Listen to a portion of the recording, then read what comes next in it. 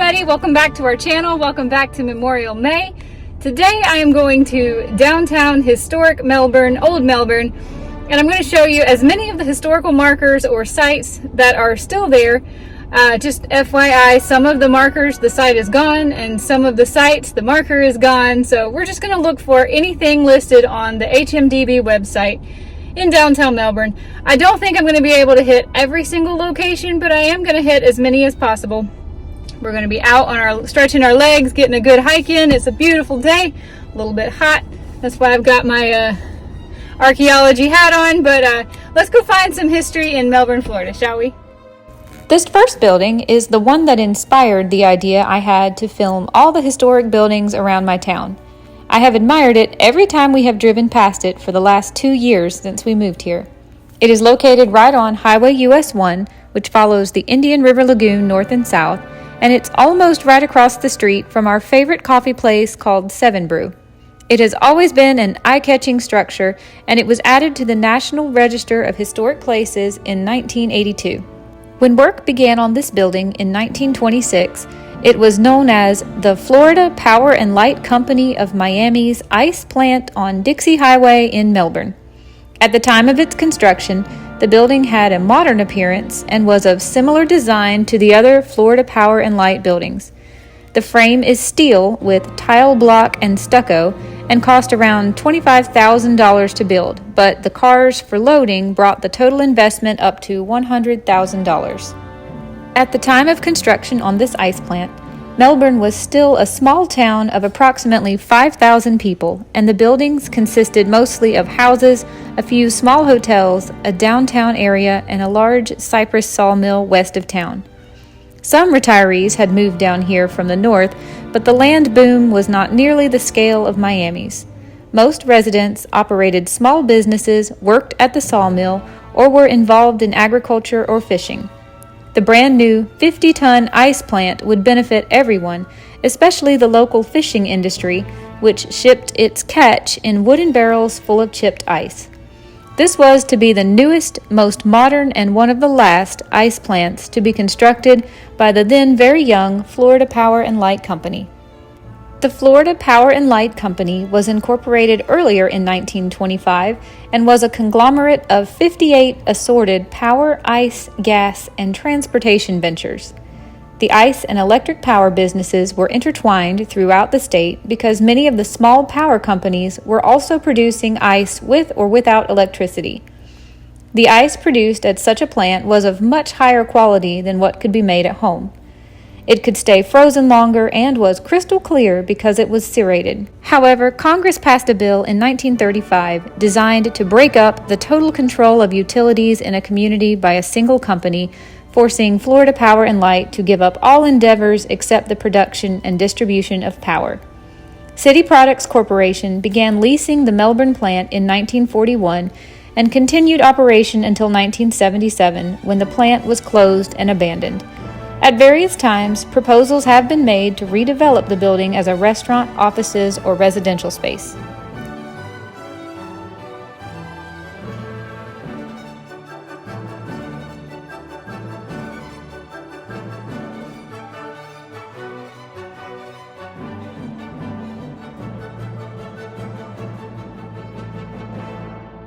This next building is called the Henniger School Complex, and my app tells me there's supposed to be a historical marker here, although I could not find it. I had to make filming really brief. Parking is not free here, and the building is actively used for local community theater productions. Michael and I saw a fantastic version of Joseph and the Technicolor Dreamcoat here last year. The Henniger Center was built in 1919 and is one of the oldest public buildings left in Brevard County. It opened as a school in the fall of 1920 and reached a total enrollment number of up to 1,400 students. It was named for Ruth Henniger in 1963, who was a longtime teacher and principal at the school. Attendance eventually fell off, and the school closed in 1975, but it reopened as a Center for the Arts in 1991. The proscenium-style theater seats 475, and it has a curtain that was used on Broadway for The King and I. The main building contains the ballroom, reception room, courtyard garden, a mirrored dance studio, and meeting spaces. The public spaces continually rotate exhibitions of work by local artists.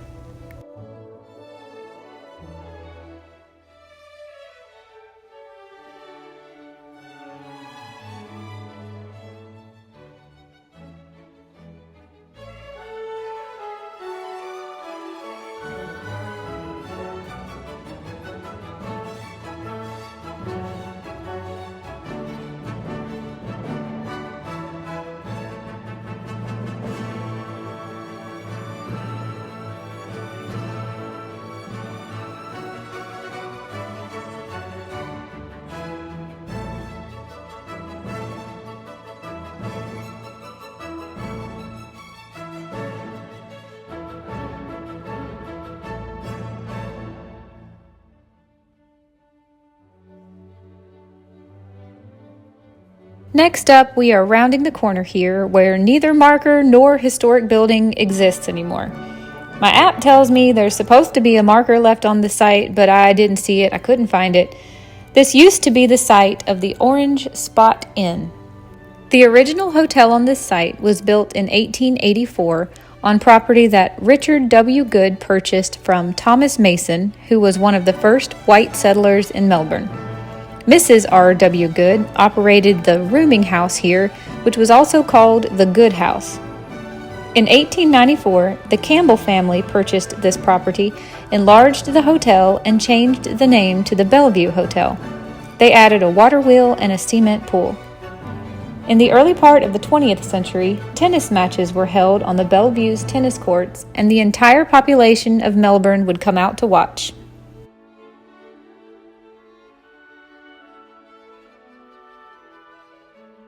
In 1920, Harry Bassey bought the Bellevue Hotel and changed the name to the Orange Spot Inn. The inn was destroyed by fire in January of 1927. I believe there may have been apartments on this site at some point, but I have not been able to confirm that information.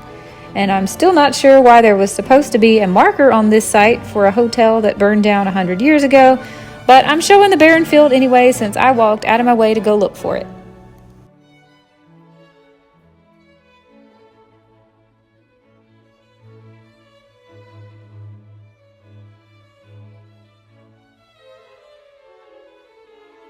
Now we are walking around downtown historic Melbourne. There are lots of beautiful old buildings on our streets that don't have historical markers, and I don't know the history of them, but they are so beautiful to look at, and I wanted to share them here with you.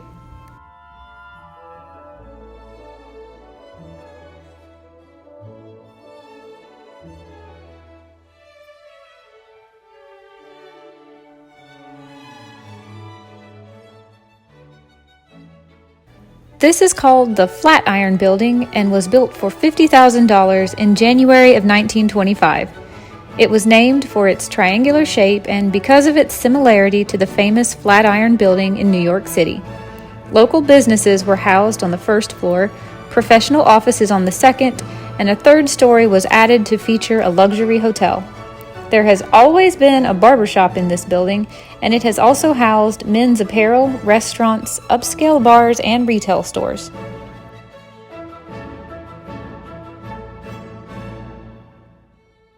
This next building is also supposed to have a historical marker, although I did not see it. This is called the Miles Building, and it is one of my favorite buildings downtown. Another one of our favorite coffee shops, called Villain Coffee, has a new second location inside this building. There's not a lot to say about it, but I did want to do a complete walkthrough to show you the inside and the back, which to me are all visually interesting. We were recently uptown when my aunt was visiting, and we shopped in many of the little businesses inside. The Miles Building was constructed in 1913 and originally included a restaurant and a billiard parlor on the first floor. The Midway Hotel opened on the second floor. Soon after construction was completed, the Melbourne Times newspaper relocated into the Miles Building. Part of the building was even used as a temporary classroom when the local schools ran out of space. After Prohibition ended, Shorty's Bar opened at the old billiard parlor, and according to legend, mob gangster Al Capone played pool here once.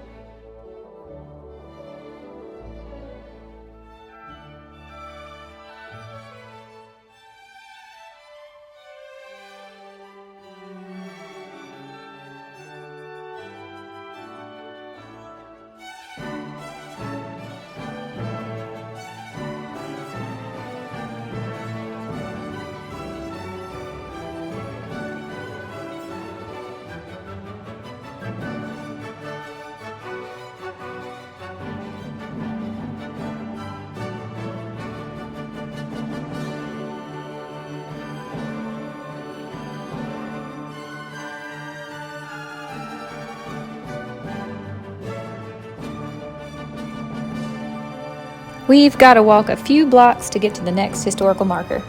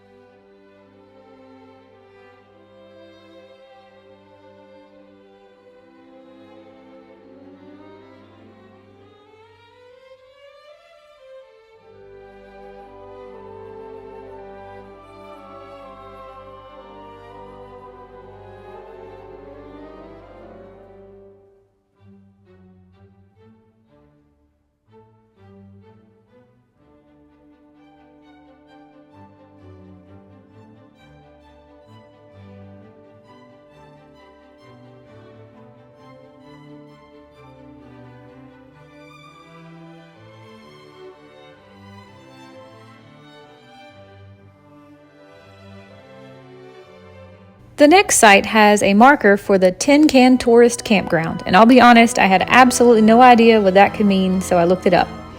Almost this entire block was a campground for tin can tourists in the years 1918 to 1923. This was the official meeting place for the local chapter of the Tin Can Tourists, a formal organization with headquarters in Tampa and a stated purpose of providing fellowship for its members. At the beginning of the 1900s, auto touring and camping was in its infancy.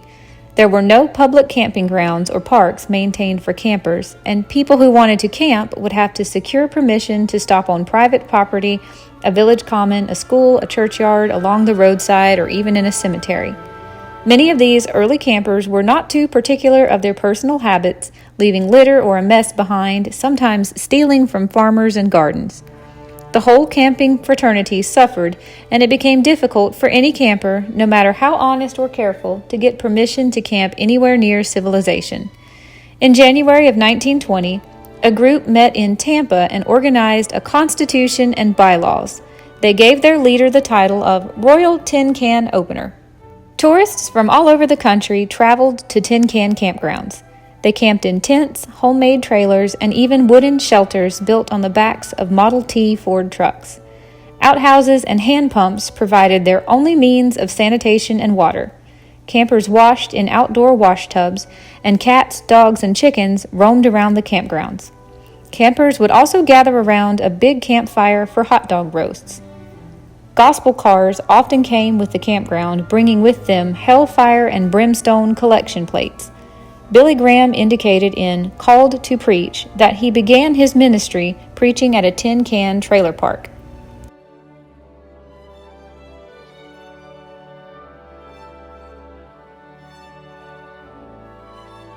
This next building confused me because in my app it claims to have 2 historical markers, and I did not find either one. The 2 markers shown online are for the 1900 building and also the Melbourne Hotel. Perhaps the markers have been removed or are now located inside, or perhaps I just didn't see them when walking around this cool building. It is for sure another eye-catcher when we're driving up or down Highway US 1, so I had to include it in this series. I think its backside is its best side. This 3-story building was built in 1924 and originally opened under the name the Melbourne Hotel. This building has seen significant architectural changes over the years, with the reconstruction of the corner tower at some point, elimination of the original windows, reconstruction of the covered walkways, and elimination of a dome atop the tower. 1924 was a carefree and prosperous year, and the quaint city of Melbourne boasted the grand opening of this lavish hotel. Stylishly dressed ladies and gentlemen had the developer Elton Hall to thank for enabling them to overlook the Indian River while sipping tea and sunbathing on the garden rooftop. The building has housed several businesses through the years, including a bank, specialty stores, and professional offices. In the 1960s, U.S. Route 1 was widened to make room for the increased traffic flow. This ended storefront parking for all the specialty shops on the first floor. In the 1970s, the Melbourne Bank and Trust bought the building. They renovated the first and second floor for professional offices and bank expansion. Today, that bank is known as the First Florida Bank. In 1984, Harry and Wendy Brandon bought this landmark building, and that's when it was renamed the 1900 Building, as a reflection of its address and of the historic era in which it was built. Interior and exterior improvements were made, including renovating the entire third floor, which had not been used for decades. The Brandons also installed new windows throughout the structure. In the final phase of upgrades, awnings were erected and the first and second floors were refurbished. A new parking lot was developed, doubling the parking space, and new landscaping that was added became an integral part of the property. On November 8, 1985, a grand opening was held in the building to celebrate the completion of the renovations and the opening of the Downtown Office Center.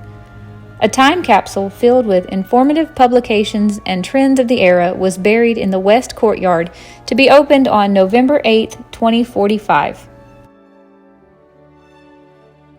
During the last few decades, this building has been a starting point for hundreds of new firms because it has offered affordable rent, secretarial services, and networking.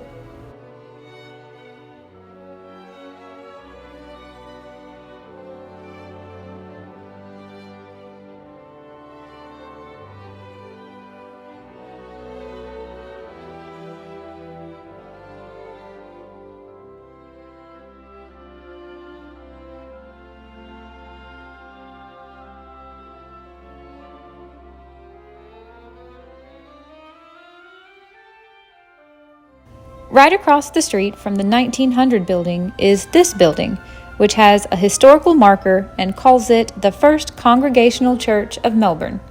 The First Congregational Church of Melbourne had its beginnings in 1887 when Edward Branch and his wife Abby began to hold regular Bible study and worship meetings in their home.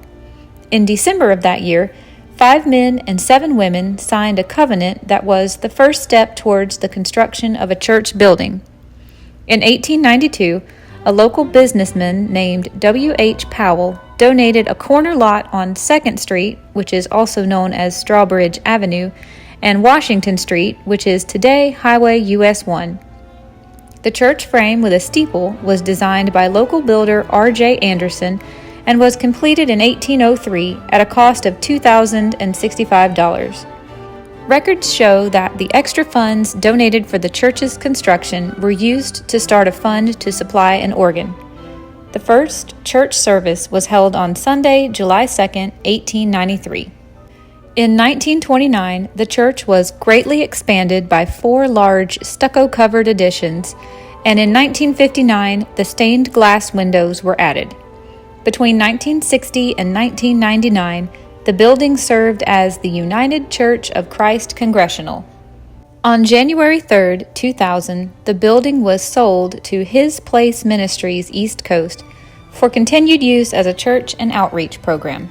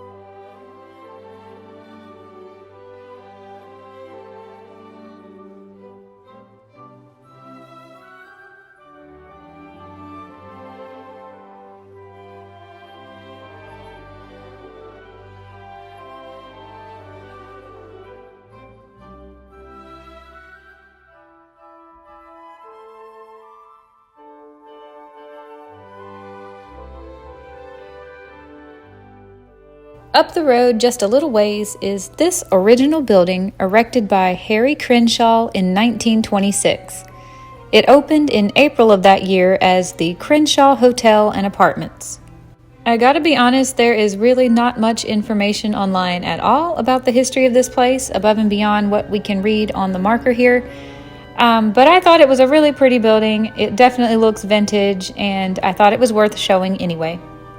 In February of 1928, the hotel became the Melbourne Hospital, operated by Dr. and Mrs. I.M. Hay, who came to Melbourne from St. Augustine. It only operated as a hospital for 9 years before reverting back into the Crenshaw Hotel and Apartments again. The building was completely restored and reopened as Hotel and Apartments again in May of 1980 by W.C. Hersom.